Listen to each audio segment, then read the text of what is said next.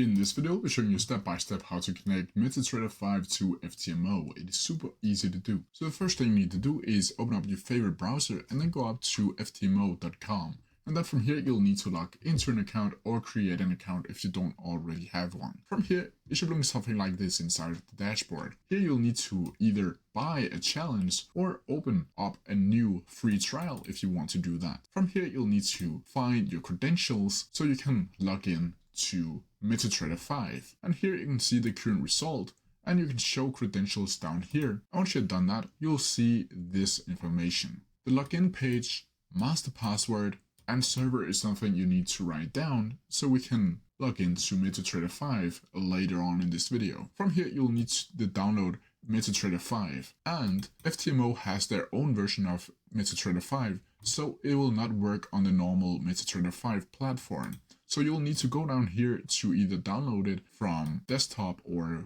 MacBook or the open web and just download it like so. And then it will download and just follow the instructions. From here, it should bring something like this where it will automatically open the FTMO Global Markets account. From here, you'll need to click Next. And here, you'll need to go down to connect with an existing trade account and then use your login details to log in to your FTMO account.